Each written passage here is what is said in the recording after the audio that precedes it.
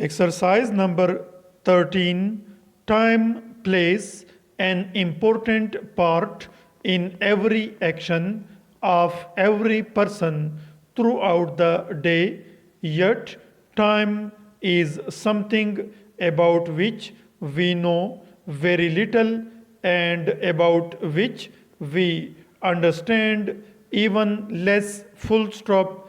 If in our desire to understand a little better the real meaning of time, we read a modern book on the subject. It is probably the experience of many of us that we understand it even less at the end of our reading than at the beginning, that we know indeed very little about the world in which we live. Full stop. We read, for example, that everything that has been still is, that everything which is to come in the future already exists. Full stop. We read that the events which make up life are like the stations along the railway line. Full stop. A train is running along that line towards one of these stations. Full stop. It reaches the station. It perhaps waits there for a very little while and then it passes on, leaving the station behind it. Full stop. But the station existed before the train reached it and it continues to exist after the train has left it. Full stop.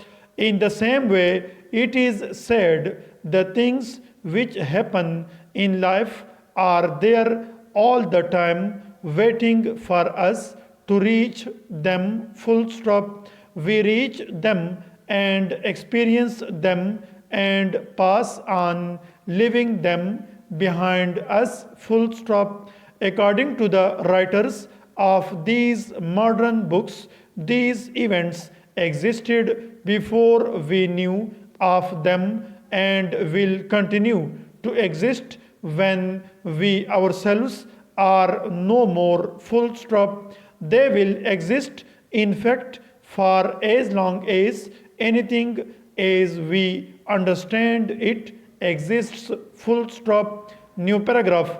We read these statements and think carefully about them, and at first it seems that the statements cannot be true, that we cannot seriously be expected to believe them. Full stop. Then perhaps we remember some of the things we were told as children and which we have always believed to be true. Full stop.